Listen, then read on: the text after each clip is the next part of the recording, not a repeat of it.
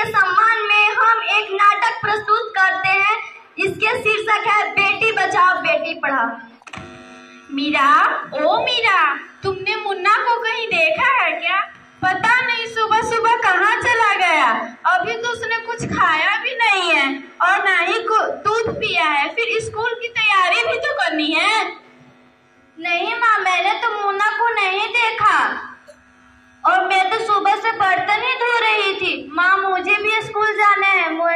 मुझे पढ़ना लिखना बहुत अच्छा लगता है। मेरा भी दाखिला स्कूल में करा दो ना माँ।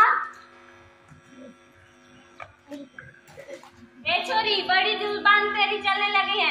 बड़ी आई है स्कूल जाने वाली। कौन सा पढ़कर तुझे कलेक्टर बन जाना है? चूल्हा चौका तो ही करना है तुझे। माँ जी, मीरा को भी स्कूल में दाखिला दिला दीजिए। इसका भी पढ़ना लिखना जरूरी है। इसे पढ़ लिख कर क्या करना है? घर दूसरे घर जाकर चूल्हा चौका तो ही करना है।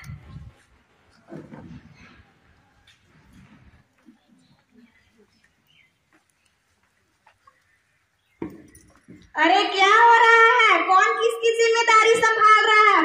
और मेरी मीरा बेटिया, तुम क्यों रो रही हो? डॉक्टर दीदी देखिए ना, दादी मुझे स्कूल नहीं जाने देती। कहती है कि पढ़ लिख कर क्या करना है, घर के तो काम चूल्हा चौका ही तो संभालना है आगे चलकर। आप कितनी गंदी सोचती है, आपकी कितनी गंदी गलत धारणा है कि आप बेटियां पढ़ लिख कर नहीं पढ़ सकती हैं, कुछ नहीं कर सकती हैं। आज समाज कितना आगे बढ़ चुका है और बेटियां की वजह से ही समाज बढ़ा है। आप कितनी गंदी गलत धारणा सोचती हैं। पढ़ना लिखना ये सब लड़कों का काम होता है। उन्हें आगे चलकर घर गृहस्थी की जिम्मेवारी संभालनी रहती है। इसको क्या करना है पढ़ा लिखा कर? आप आ ही गए बहन जी। अभी तो आप आ ही गए बहन जी। मुन्ना को आप पोलियो का ड्रॉप भी दे देंगी, फिर मैं उसे स्कूल पहुंचा दूंगी। तुम टेंशन मत लो मीरा, मैं तुम्हारा दाखिला स्कूल में आज ही करवा दूंगी टीचर जी से कहकर। और मैं तो यहाँ इसलिए आई थी कि मुन्ना को पोलियो का ड्रॉप मिला या नहीं मिला, और इसके जगह जगह पर कैंप लगे हुए हैं। बहू, जरा एक गिलास पानी तो लाना। लाई बाबूजी।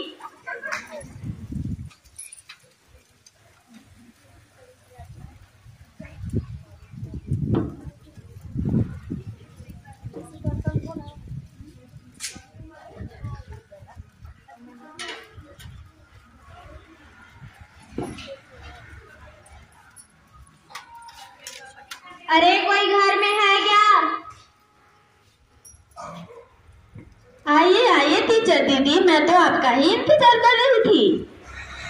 हाँ, जरा मैं कुछ दिन के लिए बाहर चली गई थी, इसीलिए मैं यहाँ नहीं आ पा रही थी। डॉक्टर बहन जी तो कह रही थी मीरा को अपने स्कूल में दाखिला करा देना। नहीं होगा तो बहुत होनहार बच्चे हैं, बहुत अच्छा अंक लाते हैं, परीक्षा पास कर देते हैं। हाँ, मैं भी तो यही चाहती हूँ कि मीरा खूब पढ़े, लेकिन मेरी यहाँ सुनता कौन है? हाँ, खूब पढ़ाओ लड़की को, बाहर भेजो। कुछ गलत सलत हो जाएगा ना तो मुंह छुपाने की जगह नहीं मिलेगी। अरे माँ जी, आप कहाँ की बात कहाँ लेकर चली गई? आजकल मीरा को तो 10वीं क्लास तक तो पढ़ लेने दीजिए, फिर इसके बाद आगे पढ़ाई के बारे में सोचेंगे।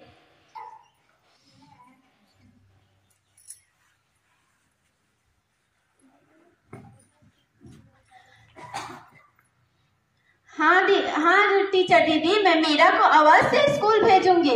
उसे खूब पढ़ाऊंगी। उसे मैं अपने जैसा अनपढ़ नहीं रहने दूंगी। और वह पढ़ लिख के, मुझे पूरा विश्वास है कि वह पढ़ लिख के कुछ जरूर बनेगी।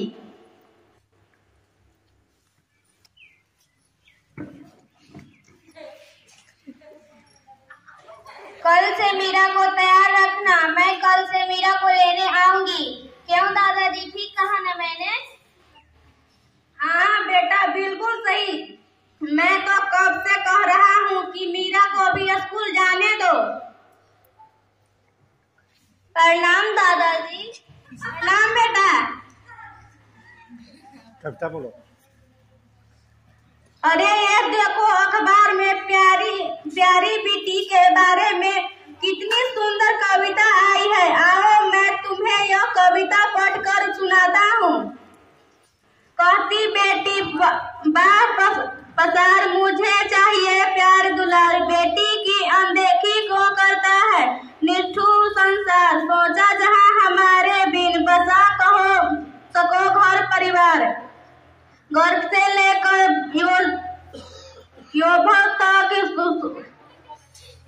मुझ पर लटक रही तलवार, मेरी बेवधा वेदना का अब हो अस्थायी उपचार, जब माँ ही जग में ना होती तो तुम जन्म किससे पाओगे, जब बहन ना होगी घर आंगन में तो किससे रूठोगे किसे मनाओगे, जब दादी नानी ना होगी तो तुम्हें कहानी कौन सुनाएगा, जब कोई स्वपन सुंदरी ही ना होगी तो तुम किससे ब्याह रचाओगे, जब घर में बेटी ही ना होगी तो तुम किस पर लाड लुटाओगे, जिस दुनिया में स्त्री ही ना होगी उस दुनिया में कैसे रह पाओगे, जब तेरे घर में बहू ही ना होगी तो कैसे वंश आगे बढ़ाओगे, नारी के बिन जग सुना है तुम एक बात कब समझ पाओगे। हाँ तो भाग्यवान कैसी लगी यह कहानी, मजेदार है ना? कहे कि मजेदार, मुझे नहीं आई पसंद।